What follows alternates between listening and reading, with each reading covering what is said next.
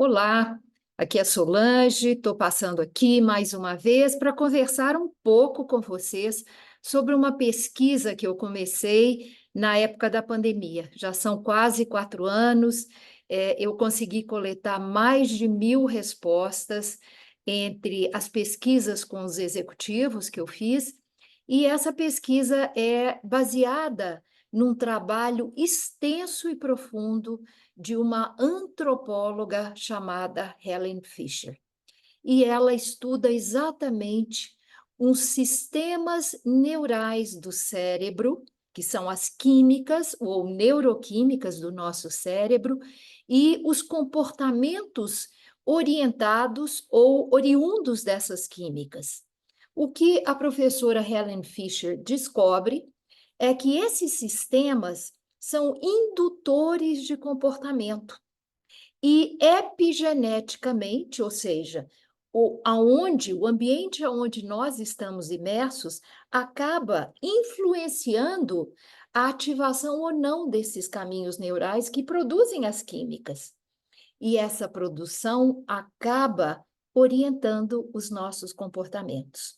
Então, quero compartilhar com vocês alguns slides que eu preparei só para vocês entenderem essas químicas e como que elas estão produzindo comportamentos diferenciados, criando dominâncias químicas no nosso cérebro. Antropóloga, uma pesquisa extensa em papers da área de biologia e neuroquímicas, né, do cérebro, do nosso corpo, para entender como é que esses processos eles aconteciam no nosso cérebro. Toda essa pesquisa da professora Helen Fisher foi baseada nas relações amorosas.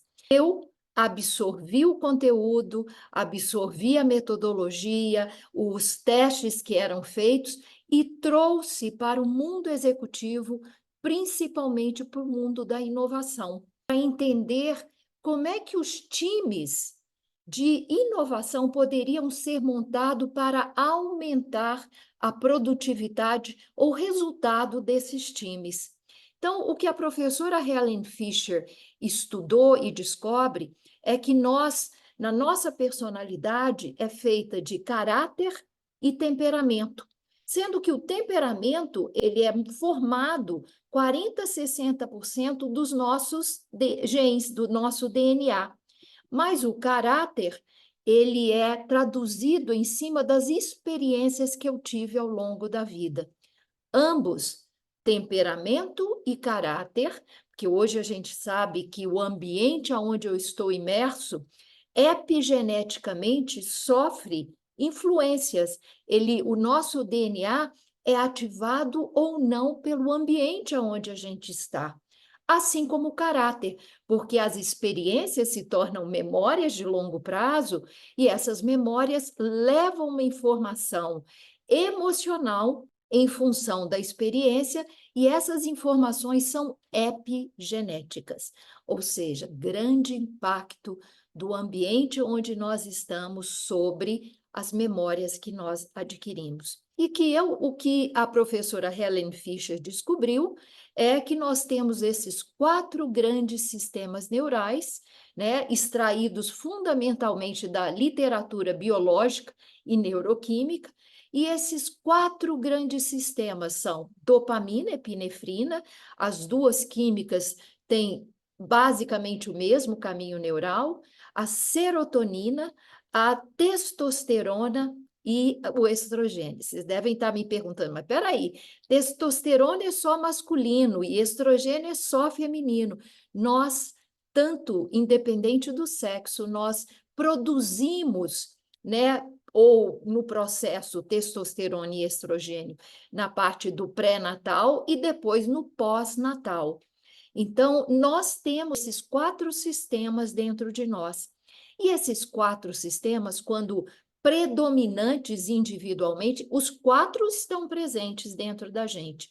Mas quando existe uma dominância de um deles, por exemplo, da dopamina, a gente começa a ver que são pessoas extremamente curiosas, são amantes, abraçam o risco, são exploradoras, gostam muito de testar coisas, experimentar coisas, enquanto a serotonina são aquelas pessoas muito ligadas com o planejamento, a ordem, a organização, porque ela está muito ligada à nossa tranquilidade, ao bem-estar. Então, são pessoas da organização, da manutenção da tradição.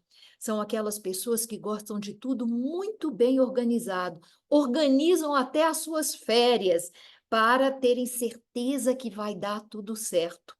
Testosterona já traz consigo aquele elemento de direção, de risco, tem uma matemática espacial enorme. São pessoas que, às vezes, têm uma habilidade muito grande com a música. E o estrogênio, que é um precursor da ocitocina, que é aquela nossa capacidade maternal, amorosa, ela está ligada com a nossa empatia.